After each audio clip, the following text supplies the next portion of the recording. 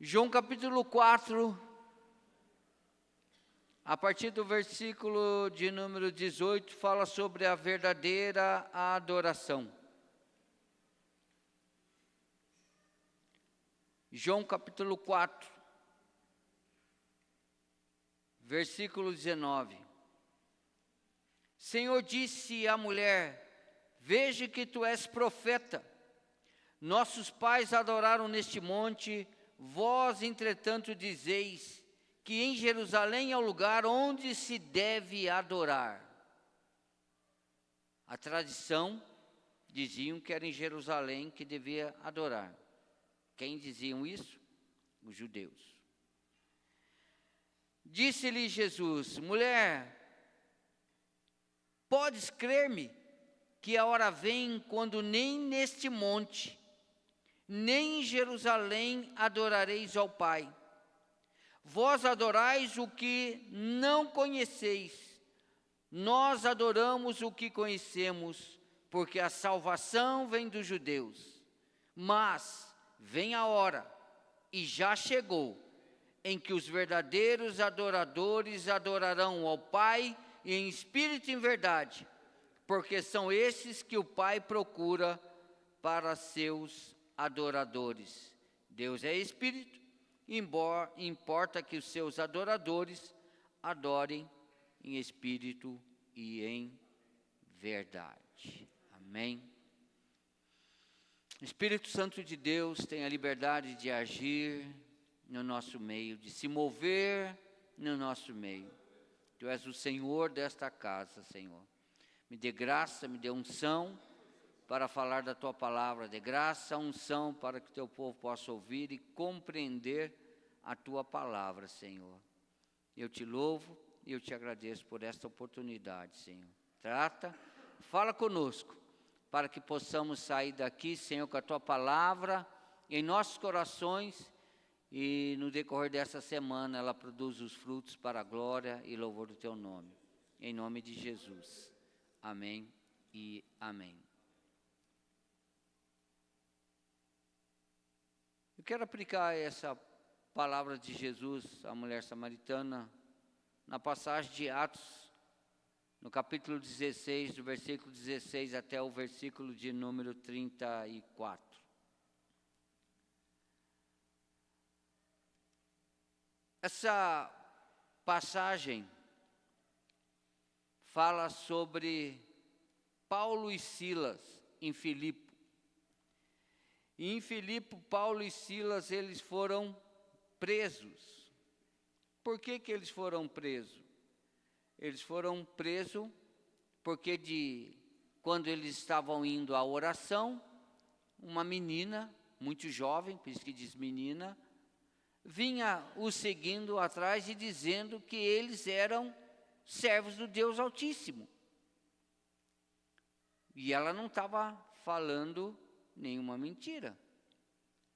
Só que depois de alguns dias isso incomodou a Paulo, porque aquela menina tinha um espírito que adivinhava o futuro e que dava muitos lucros. Então Paulo, virando-se para aquela menina, ele repreendeu e expulsou aquele espírito de adivinhação. E por isso, os seus senhores, ela era escrava, que tinha os seus senhores, e pela adivinhação, pelo espírito de adivinhação, eles lucravam em cima das adivinhações daquela menina. E eles se sentiram então prejudicados, levantaram um motim em Filipos e conseguiram com que Paulo e Silas fossem presos. Então, o motivo da prisão de Paulo e Silas, que além de ser presos, o texto diz que eles foram açoitados severamente, prenderam os seus pés e as suas mãos num tronco, no mais profundo de uma cadeia. Porque o carcereiro recebeu uma ordem que eles tinham que guardar Paulo e Silas muito bem guardados. que eles não poderiam de jeito nenhum escapar. Mesmo Paulo sendo cidadão romano, que não poderia ser preso, mas aqueles homens não sabiam, então, mesmo assim, depois de baterem muito neles, açoitaram, né, severamente, eles apanharam muito e foram quase que nus, levados para o fundo da prisão, e seus pés e suas mãos foram amarrados, acorrentados num tronco, né? Por quê? Porque enfureceu muito aqueles homens que era dono daquela menina. O que eles fizeram de errado? Nada. E perante Deus eles estavam cumprindo uma ordenança: ide e pregai o evangelho a toda criatura em toda parte. Paulo e Silas estavam aqui numa viagem missionária. E eles foram levar o evangelho. E por causa disso, eles foram agredidos e eles foram presos. Isso quer dizer para nós que mesmo que a gente possa estar fazendo tudo certo nas nossas vidas, isso não nos isenta de passarmos por dificuldades. Porque algumas adversidades que nós passamos, nós sempre buscamos um motivo, sempre queremos saber por motivo. Não sei você, mas às vezes eu quero saber. Por que eu estou passando por essa prova? Por que eu estou passando por essa luta? E muitas vezes a gente até se acha que nós somos os culpados. Por que disso? O que eu fiz de errado? O que eu estou fazendo de errado? E às vezes nós podemos até orar: Deus, me mostra se eu estiver fazendo alguma coisa de errado, para dar tudo errado na minha vida, então o Senhor me mostra. Ou então nós confessamos pecados que nem cometemos. Por quê? Porque quando nós passamos por alguma provação, ninguém quer passar por nenhuma provação, mas também ninguém está isento de não passar por nenhuma provação. Jesus já advertiu: mesmo que vocês sejam crentes, que vocês me aceitem, que vocês me sigam, eu vou deixar uma coisa bem clara para vocês: neste mundo vocês vão passar por aflições. Jesus já deixou bem claro, para nem mesmo nós a vir se queixar que alguma coisa não está dando certo. Então, Paulo e Silas, o que eles fizeram? Para serem duramente açoitados, envergonhados, eles apanharam em praça pública. Foram levados, presos e acorrentados no fundo de um cárcere. E diz os textos que geralmente os presídios, como a gente vê em filmes de época, era no calabouço, era no fundo de cavernas, no fundo do castelo, era um lugar bem úmido, escuro e sujo.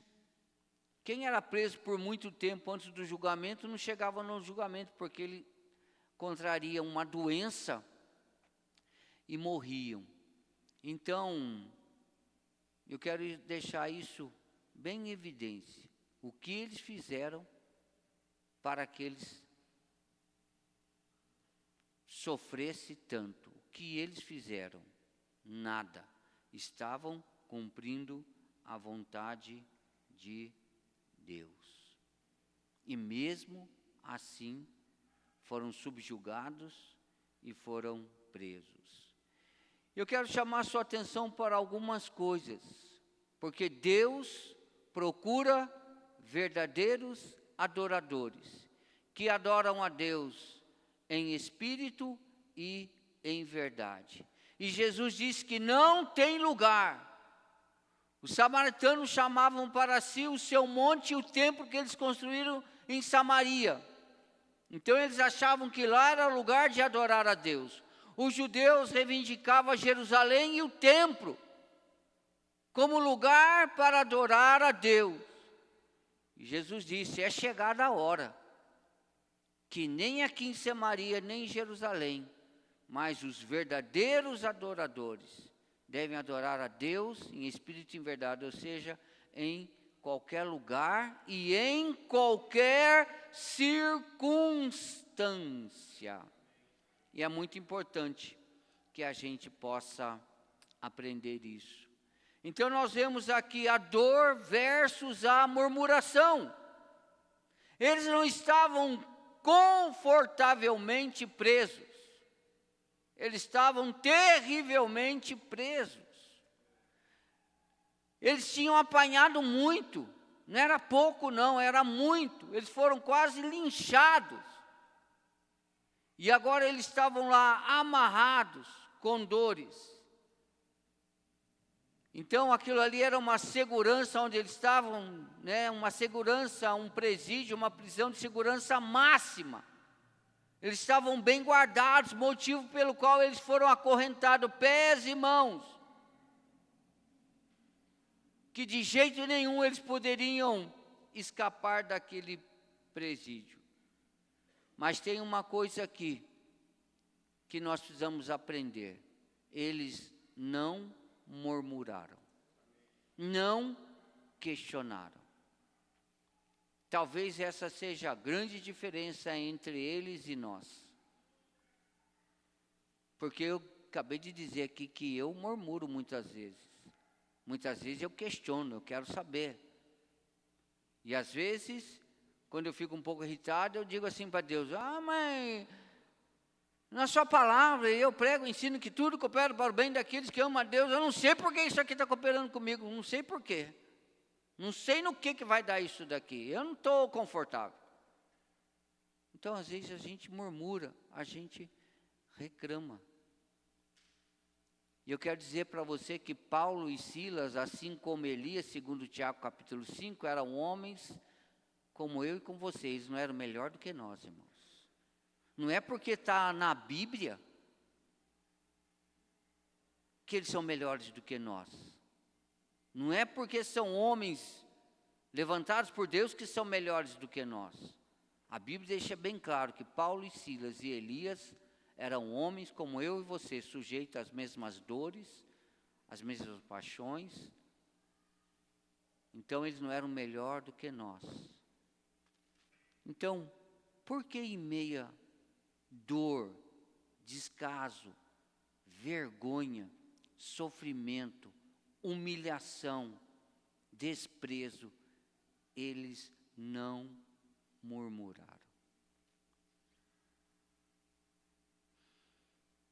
Pare para pensar, irmãos.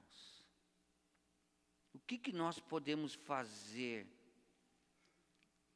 em meio à adversidade? O que o texto aqui nos propõe e nos ensina? Que a melhor coisa que nós podemos fazer na adversidade é orar e louvar a Deus.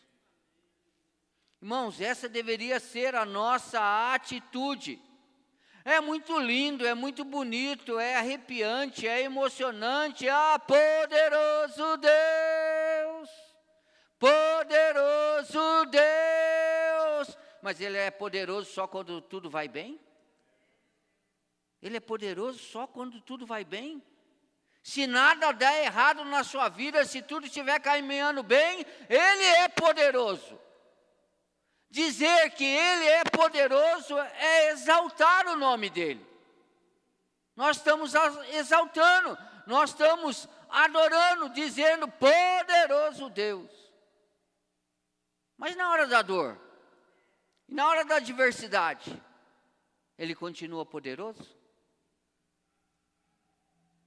Então, responda para você mesmo. Então, Paulo e Silas, desperto da meia-noite, estavam orando e adorando a Deus. Isso daqui nos ensina que a verdadeira liberdade não depende das circunstâncias, mas depende da presença de Deus. Eles estavam lá presos, E eu acredito numa penumbra, numa escuridão, numa cadeia suja, gelada, sangrando, porque o texto diz que o carcereiro levou eles para casa e lavou ou limpou, cuidou das suas feridas, eles estavam muito machucados. Mas eu acredito que se eu posso colocar uma canção na boca de Paulo e Silas, eu colocaria essa. Poderoso Deus. Eles estavam cantando, poderoso Deus, minha alma te engrandece, poderoso Deus. Então eles mostram para nós que independe das circunstâncias, independe de qualquer circunstância, eles sabiam que em Cristo eles eram homens livres. E eles tinham ali com certeza a consolação e o conforto do Espírito Santo de Deus. Com certeza o advogado que iria os defender, o juiz que os ia libertar, estava ali presente, o Espírito Santo de Deus. Então, em meio à dor, eles preferiam louvar a Deus do que questionar a Deus. Por isso que quem é o autor dessa frase, desse versículo, que tudo coopera para o bem daqueles que amam a Deus, não tem ninguém melhor na Bíblia do que o apóstolo Paulo. Por tudo que ele viveu. É o único escritor da Bíblia que escreve um capítulo 11 de 2 Coríntios e descreve ali tudo o que ele sofreu no ministério. Quantos naufrágios, quantos açoites, quantos assaltos, quantos perigos no mar, na estrada.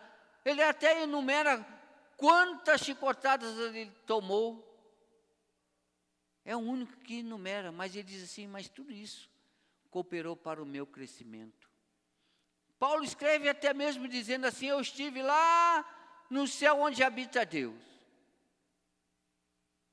Tem gente que diz que tem 11 céus. A Bíblia diz do terceiro céu, pelo menos o terceiro céu onde Deus está. Ele diz, eu estive lá e vi coisas maravilhosas, coisas que eu não tenho condições de trazer a revelação para vocês, porque vocês não suportariam. Mas Paulo diz assim, mas Deus me colocou um espinho na carne, para que através dessa visão, para que através da manifestação da glória na minha vida, eu não venha ficar todo vaidoso, orgulhoso. Então, tudo coopera para o bem daqueles que amam a Deus. Por isso que quando ele vai questionar com Deus, Senhor, estou sofrendo. Esse problema aqui está me prejudicando. Deus diz assim, minha graça te basta. Irmãos, isso chama-se, na nossa linguagem, cala a boca. E aí ele disse, nunca mais fale comigo do seu problema, da sua dor, nunca mais fale. Por quê? Porque eu estou no controle. Porque eu estou no controle. Então Paulo sabia de todas as coisas. Então, irmãos, nós temos que aprender aqui. Por que que isso é importante? Porque diz aqui que enquanto eles estavam adorando, o texto diz que enquanto eles estavam orando, e eu tenho certeza que a notícia correu naquela prisão, chegou mais dois aí. Chegou mais dois aí, que apanharam muito. Ah lá, estão presos e estão pior do que nós estamos só presos, eles estão presos e acorrentados, feridos e machucados. Ah, eles aprontaram lá fora, dizem que ele expulsou lá o espírito daquela menina adivinha, mas eles estão aqui presos. Escorreu lá na cadeia, o telefone sem fio. Mas o texto diz que eles estavam ouvindo o quê? A oração e o louvor e adoração de Paulo e Silas. Então, se eles estavam ouvindo, eles foram impactados Como pode esses homens estarem aqui, feridos e machucados, por causa do seu Deus, por causa da sua religião? Então é a mesma coisa que o ladrão falou para o outro na cruz: cala tua boca, nós estamos aqui porque mal nós fizemos. Mas esse homem, qual o mal que ele fez? Nós estamos presos aqui porque mal fizemos à sociedade. Que mal fez Paulo e Silas? Aqui, irmãos, fala de testemunho. E a minha pergunta para você é: qual testemunho que temos dado para esta sociedade? Mais do que nos ouvir, eles estão nos vendo. Qual é o testemunho que damos dentro de casa? Qual é o testemunho que damos na escola? Qual é o testemunho que temos dado no trabalho? As pessoas estão nos vendo, irmãos, e sabem que nós somos crentes, sabem que nós somos pastores, presbíteros, oficiais, levitas. Qual é o nosso testemunho?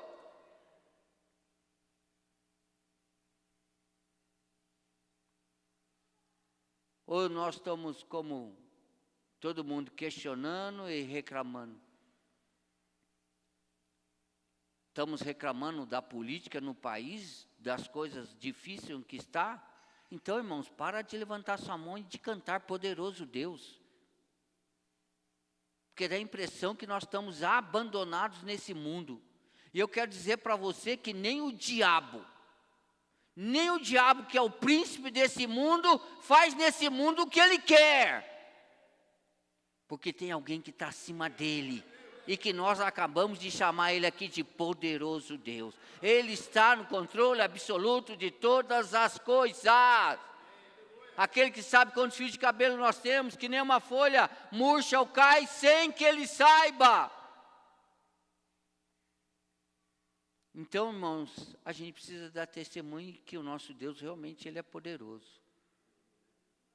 Então as pessoas estão de olho: olha lá, ele diz que é crente, ele diz que o Deus dele é todo poderoso, que o Deus dele está no controle. Mas olha o testemunho que ele dá, olha o comportamento dele, olha a fala dele.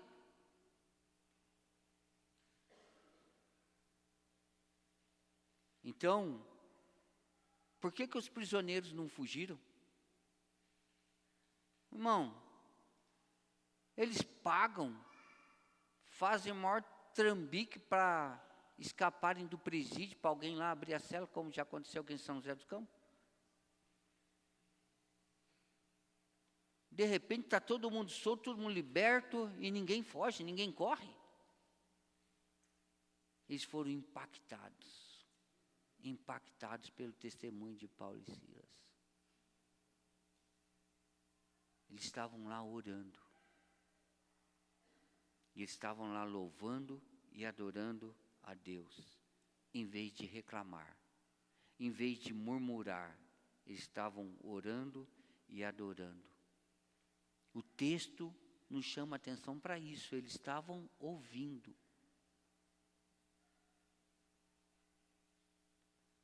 E talvez eles deviam estar perguntando aos presos: quem é o Deus desses dois homens? Que Deus é esse? Que Deus é esse que eles estão adorando aqui, ó? No fundo dessa cadeia aqui, sei lá quando eles vão sair daqui, lá apanharam, humilhados, lá estão feridos, machucados, mas eles não estavam nem gemendo, eles estavam louvando e adorando a Deus. E aqui então entra a fé.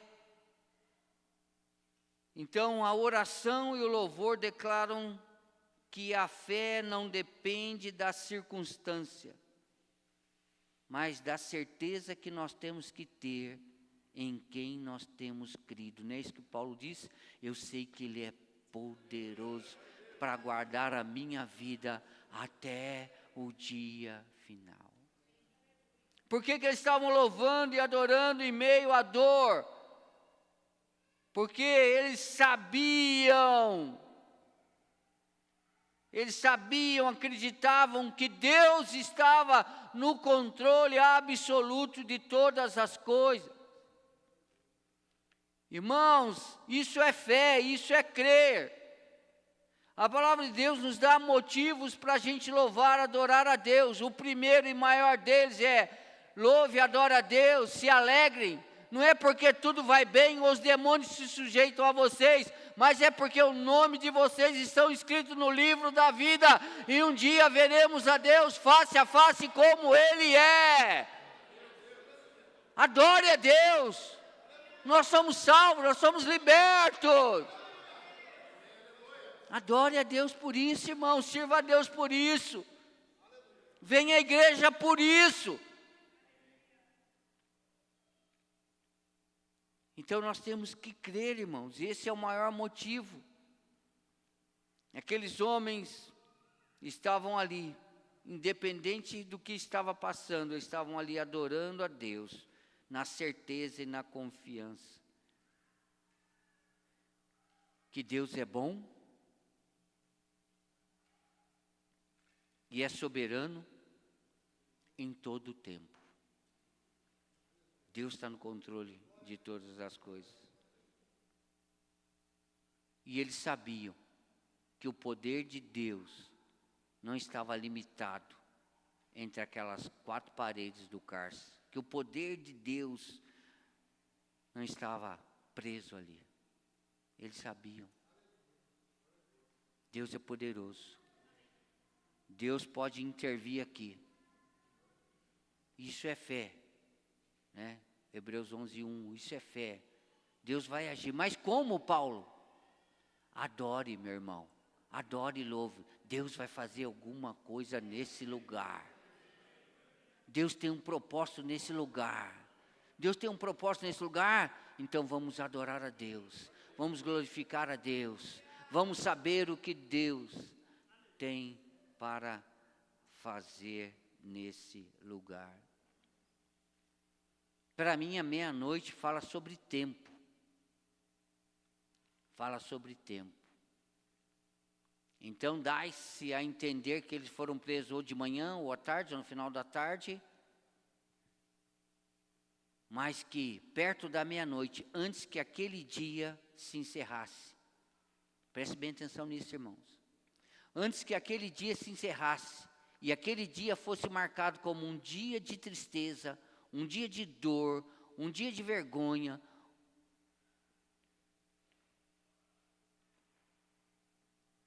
um dia marcado na mente deles, que jamais eles iam esquecer pelo ocorrido.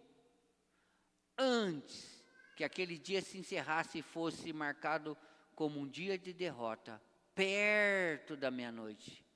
Porque a partir da meia-noite já é dia seguinte, por isso que o texto diz, perto da meia-noite, Deus vem mudar a história daqueles homens. O dia começou normal, eles indo para a sinagoga. Eu acredito que devia ser 9 horas da manhã, porque é assim que diz o texto de Atos dos Apóstolos. Eles oravam 9 horas, 3 horas da tarde, 6 horas da tarde, era costume deles. E eu acredito que era 9 horas da manhã. Então, começou bem, vamos para a oração, expulsa a menina, o demônio da menina, e vão para a oração. Quando sai da oração, está aquele tumulto lá. E eles estão presos. Mas antes que encerre o dia, Deus rompe no meio daquele cárcere. Isso quer dizer para nós tempo, irmãos. Tudo tem um tempo determinado por Deus. Ou seja, a nossa vitória já está escrito lá nos céus. Já tem dia marcado para Deus trazer a sua vitória, trazer a resposta da sua oração. Então, perto da meia-noite, então Deus disse, eu vou mudar a história de vocês. E esse dia não vai terminar do jeito que está terminando para vocês. Então, o Deus de Paulo, o Deus de Sila, ele resolveu agir, intervir naquele cárcere. E como que Deus interviu? com um terremoto. Pare para pensar, irmãos. O que você pensaria? Pare para pensar. O que é um terremoto? Ó, o reloginho vai cair lá embaixo daqui a pouco. Ó. Não é possível. Estamos presos injustamente. Paulo diz assim, eu ainda sou cidadão romano, eles não podiam me prender de jeito nenhum. Eu tinha direito a me defender. Apanhamos, estamos todos feridos, estamos no fundo aqui. E um terremoto, isso aqui vai desabar sobre a nossa cabeça. Esse é o nosso fim. Irmãos, muitas vezes nós não estamos assim, passando por luta, por dificuldade, e de repente parece que vem um terremoto que é para acabar com tudo. Mas Deus está no controle de todas as coisas. Deus está no controle de todas as coisas. Nada acontece, nem mesmo um terremoto, se não for da vontade de Deus. Então, aquele terremoto, irmãos, não foi um fenômeno físico. Aquele terremoto não foi apenas um fenômeno físico. Aquele terremoto foi a manifestação do poderoso Deus. Não aconteceu porque tinha que acontecer, porque houve um abalo sísmo lá no mar do Mediterrâneo, sei lá onde, e que foi tocar lá em Filipos. Não, irmãos, foi a demonstração do poder de Deus. E mais do que isso, só as cadeias, só as grades se abriram. Só as grades se abriram. Não caiu uma pedrinha na cabeça de ninguém. Aquilo lá se abala, se abala, se abala. E eu acredito que aquilo ali não foi um terremoto. E eu acredito que os anjos apareceram lá, cataram as grades assim e arrancaram a força. Por isso que tremeu tudo. Isso é o poder de Deus, irmãos. É o poder de Deus. Pedro, quando estava preso, guardado por 16 soldados, também disse que seus pés e suas mãos estavam acorrentados. E de repente o anjo aparece ali, acorda ele, põe seu sapato, põe sua capa, vamos embora. E diz que instantaneamente as cadeias abriram, assim do nada. O anjo não meteu a chave lá, simplesmente abriu. Chegaram no portão de ferro lá, guardado por soldados e trancado, abriu, mas naquele tempo não tinha portão automático, abriu automaticamente. E Pedro saiu. Nós estamos falando do poderoso Deus que tem multiformas de agir. Então eu acredito que Deus chacoalhou aquelas portas daquelas cadeias para que elas fossem abertas. E de repente estão todos ali são e salvos, e todos ali estão libertos, livres daquela prisão. Aconteceu o terremoto, a manifestação do poder de Deus. Mas o maior milagre não foi nem o terremoto que abriu as portas para mim. Para mim, o maior milagre de todo esse acontecimento foi a salvação do carcereiro e da sua família. Aleluia, esse é o maior milagre. Houve naquele dia, naquela noite, naquela madrugada, houve ali salvação. Isso é o intento de Deus. E aí nós vemos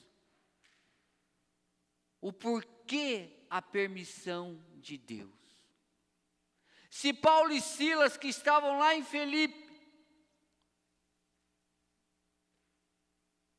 será que eles iam até a cadeia? pregar para os prisioneiros ou para o carcereiro, será que eles iriam? Quantas vezes você já foi num cárcere, numa cadeia, pregar para alguém? Você não foi? Eu só fui uma vez, saí de lá tão chocado, para nunca mais voltar. Não tem nenhum problema de dizer isso. Isso não é meu ministério, nem meu chamado. Eu estou aqui, no meu chamado, fazendo o meu ministério que Deus me chamou. Mas está assim de gente, levantado por Deus que está trabalhando lá dentro. Não se preocupe com isso não. Cada um cumpre o seu ministério, cada um cumpre o seu chamado. Então veja, Deus permitiu tudo aquilo. Quem sabe que esse carcereiro é como Cornélios? Cornélios, o centurião romano. Que Deus aparece para Pedro numa visão. Primeiro faz uma obra de libertação ali em Pedro, porque Pedro estava preso ao judaísmo. Não faça isso, não faça aquilo. Porque Pedro estava preso na lei, só que Jesus já tinha vindo, já tinha ressuscitado, cumprido a lei, agora estava na era da graça que nós estamos aqui.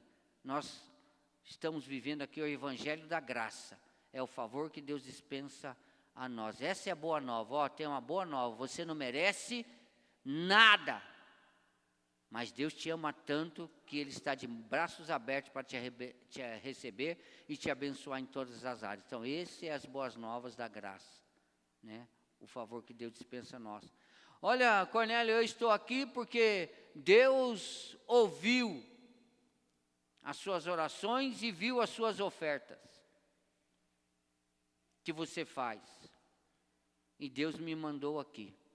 Quem sabe esse seria um homem também piedoso, temente a Deus, buscando a Deus como ser salvo. Então, como ser salvo? Quem são meus missionários aqui? Quem são aqueles que eu posso enviar? Paulo e Silas. Então, veja, irmãos, Deus tem um propósito em todas essas coisas. Por isso que o mundo gira, pode levar um ano, 365 dias para chegar no mesmo lugar. Deus está no controle absoluto de todas as coisas. Então veja, o terremoto não foi apenas um fenômeno físico, mas foi a manifestação do poder de Deus. Então pensa por um momento aquilo ali tremendo, e quando aquilo para de tremer, estamos todos livres, as portas todas caíram por terra. Vamos dar no pé?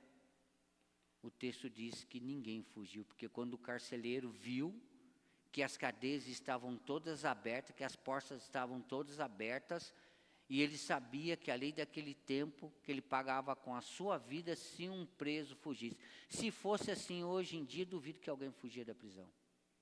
Você não acha?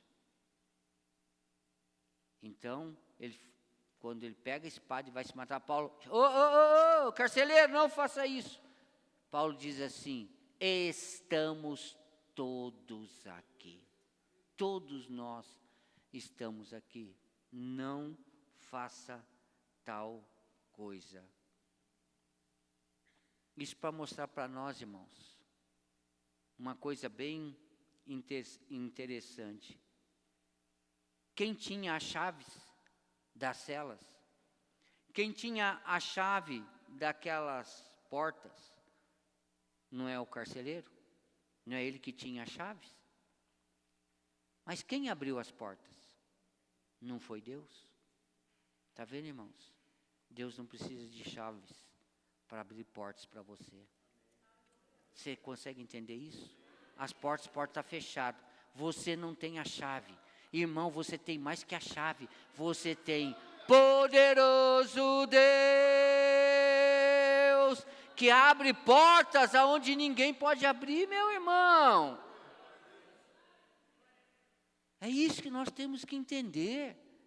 Deus não precisa de recursos humanos para fazer as coisas acontecer. Deus usa os recursos humanos.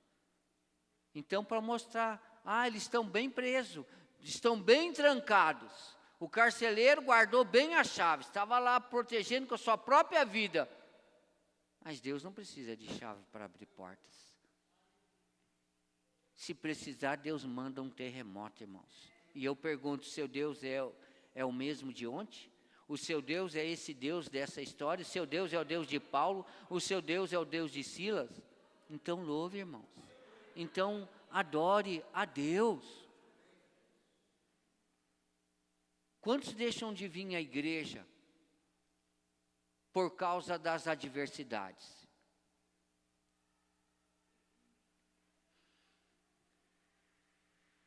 Irmão, só o fato de você sair de casa, você tem que sair de sua casa, e o objetivo que tem que estar na sua mente, eu vou lá para adorar e louvar a Deus. Louvar e adorar a Deus, por quê? Pela minha salvação, ponto final. O que vier é lucro, meu irmão. Que nessa terra aqui você vai viver no máximo 120 anos, e olhe lá. Mas e a eternidade? Então, nós temos que aprender, irmãos, a adorar a Deus, a preparar para louvar a Deus. E eu quero dizer mais uma vez para você, existe um dia para nós hoje cristãos. Para o judeu era o sábado. E o texto deixa bem claro que o sábado, se você ler o texto, era para quê? Para descanso. Se as pessoas entendessem isso, ninguém faria uma religião baseada em guardar sábado. Porque quem é o sábado? O sábado é Jesus. Porque quem é o nosso descanso hoje, não é Jesus? O meu descanso hoje não é no sábado, o meu descanso hoje é em Jesus. Eu tenho que aprender a descansar em Jesus. E qual é o dia do Senhor? Segundo a Bíblia, Jesus ressuscitou no domingo. Por isso que é chamado o dia do Senhor, porque é o dia que Ele ressuscitou. E todas as aparições dele depois da ressurreição, todas foram no domingo. E isso não é coincidência. Então, domingo é dia do Senhor. Nós temos 6 dias, mas domingo é dia do Senhor, irmãos. E eu não consigo entender a igreja vazia no domingo. E o que os crentes estão fazendo por aí no domingo.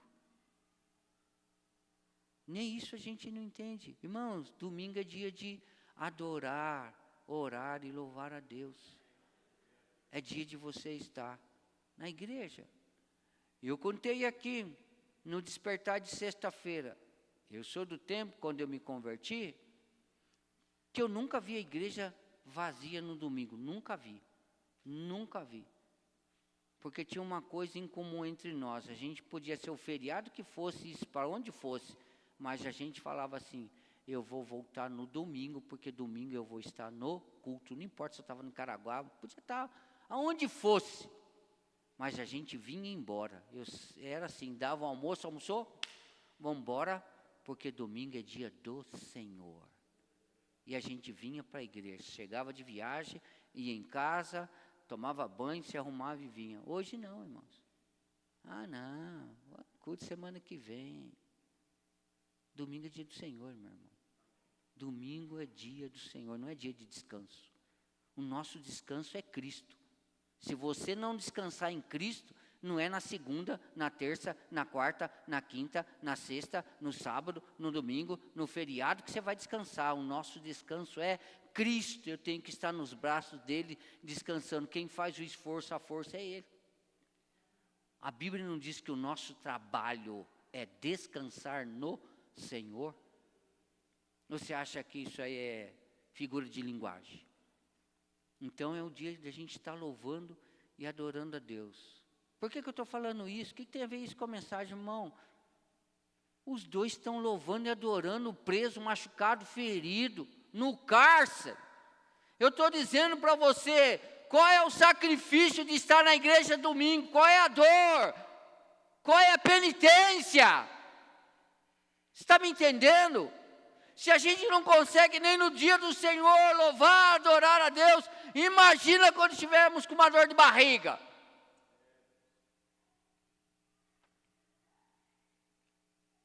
Deus está procurando verdadeiros adoradores, irmãos, que louvam a Deus lá em casa, lá no serviço, lá no carro, lavando louça, passando louça, trabalhando, estudando, pode estar em qualquer lugar. Afinal de contas, você pode adorar a Deus. Por que você pode adorar a Deus? Porque Jesus disse, olha, já chegou. Que os verdadeiros adoradores não é quem adora nem em Samaria e nem em Jerusalém, é em qualquer lugar. Por quê? Porque Deus habita em nós. O Espírito Santo habita em nós. Eu vos darei outro Consolador, que estará em vós e habitará em vós para todos sempre. Ponto. Ou seja, aonde eu estiver, Deus está. Então eu posso adorar a Deus em qualquer lugar. Deus está presente, porque a adoração é a Ele. Mas o que nós fazemos aqui? Adoração coletiva. É isso que nós estamos fazendo aqui, adoração coletiva. Nos reunimos no mesmo lugar, que não é nem minha casa nem a sua, que nós chamamos casa do Pai, casa de oração, lugar de louvor e adoração.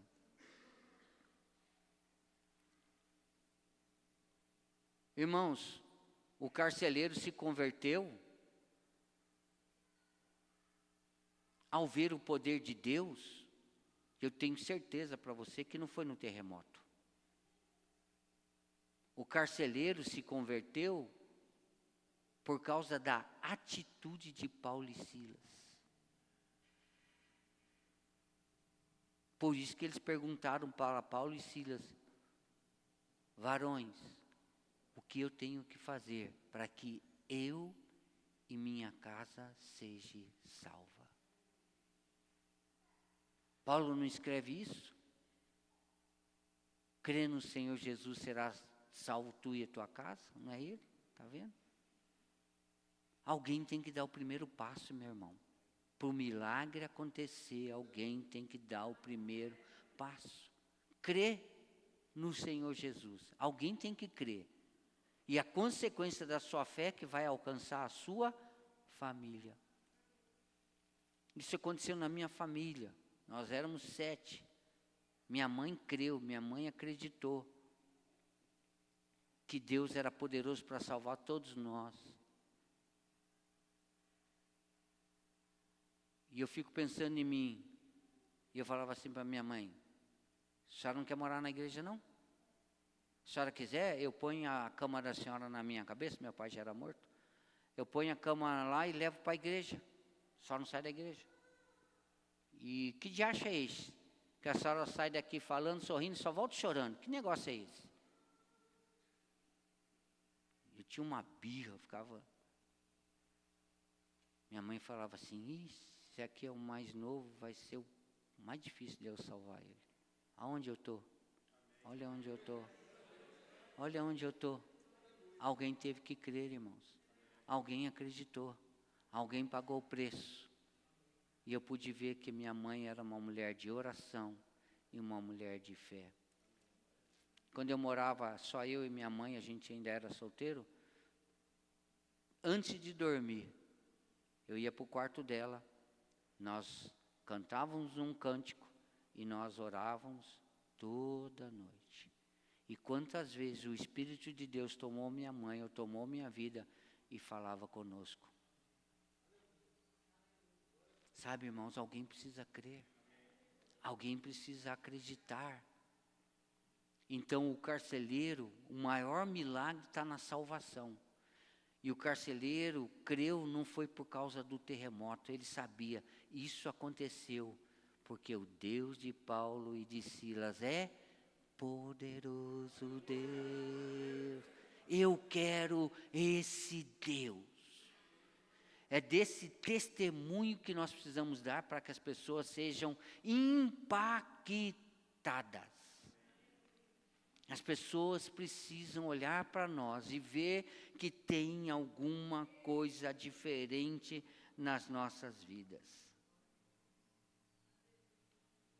Então, concluindo, convido vocês a se colocarem em pé.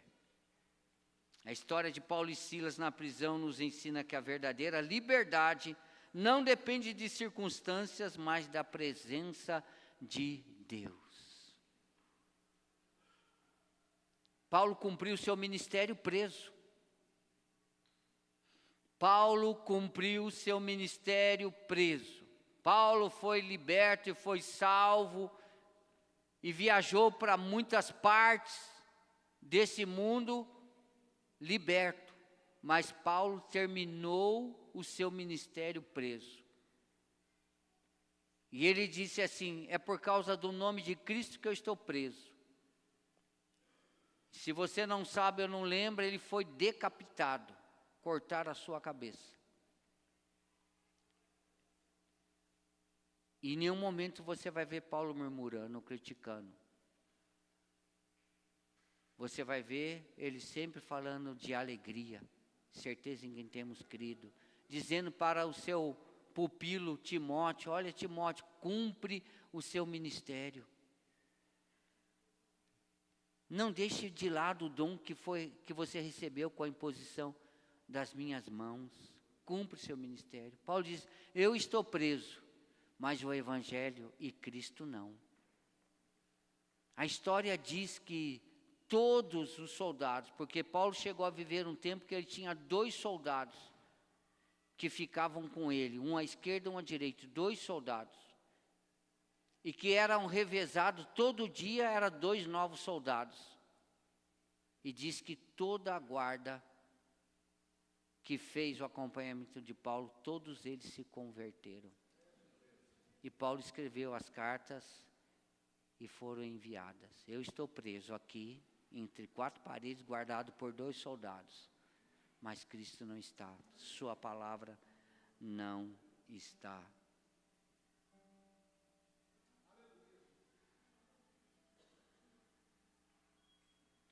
Nós podemos ver aqui, irmãos, e tirar uma lição.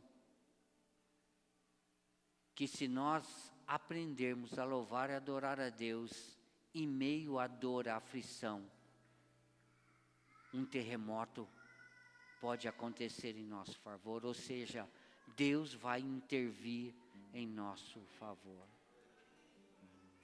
Você está ali preso, você está ali trancado, sem poder fazer nada. Mas quando você começa a adorar a Deus, orar a Deus, Deus vai responder a sua oração com terremoto. O louvor que você faz a Deus é tão sincero e verdadeiro, que Ele vai te dar a vitória que você precisa. Oh, meu irmão, não sei qual é a tua prova, eu não sei qual é a tua luta, eu não sei qual é a tua dor, eu não sei mesmo. Por isso, luta é para quem passa. Para mim, a sua luta pode ser nada. Nossa, irmão, está todo assim por causa disso, essa lutinha. Luta é para você, como a minha luta, a minha dor, para você não é nada. Eu sinto a minha dor, você sente a sua dor. Mas eu quero dizer com toda convicção, com toda certeza, meu irmão. Eu não sei qual é a sua luta, eu não sei qual é a sua dor. Mas se esforce para ser um verdadeiro adorador. Louve e adore a Deus. Porque uma coisa eu e você temos que estar bem certo e bem seguro: Ele é poderoso. Eu posso louvar, eu posso adorar no meio dessa tempestade, no meio desse furacão, porque eu sei que Ele tem poder para acalmar a tempestade. Basta uma palavra, basta uma palavra, basta uma palavra, e a vitória chegará a mim, chegará à minha casa. Basta uma palavra dEle, meu filho vai ser liberto, minha filha vai ser liberta, meu marido vai ser salvo. Basta uma palavra, o irmão Elias vai ser curado lá naquele hospital. Basta uma palavra, porque Ele é poderoso, porque Ele é poderoso, porque Ele é poderoso. Por isso, irmão, enquanto você estiver aqui, adore, louve, adore, louve. Não perca o seu tempo estando aqui, em corpo presente, com a sua cabeça lá fora. Adore a Deus, irmãos. Esse é momento de louvor, esse momento de adoração. A oração abre caminhos aonde não há saída. A oração abre caminho aonde não há saída.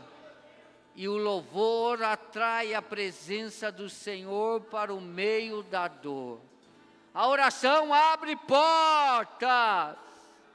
E o louvor mostra o caminho. Oh, aleluia. Eu quero convidar você, levante uma das suas mãos e comece a louvar e comece a adorar. Comece a orar. A oração abre caminhos para onde não há saída. O louvor atrai a presença de Deus.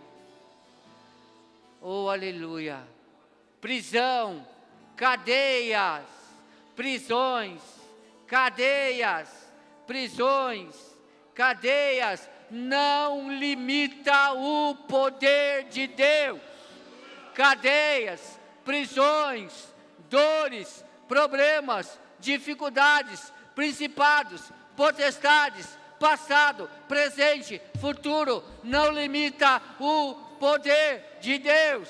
Poderoso Deus, poderoso Deus, minha alma espera em Ti. Aleluia. A história de Paulo e Silas nos lembra que a fé mais forte nasce nas noites mais escuras. E eles estavam na penumbra ali. Mas de repente, a glória de Deus brilhou naquele lugar. As suas ataduras se romperam. As portas das cadeias caíram por terra. Por quê? Porque a nossa oração e o nosso louvor é poderoso para mover o céu. Quando você move o céu, Deus move a terra em seu favor. O louvor e a oração é tão poderosa que pode mover o céu. E a partir do momento que o seu louvor, que a sua oração mover o céu, Deus vai mover a terra em seu favor. Adore ao Senhor, louve ao Senhor.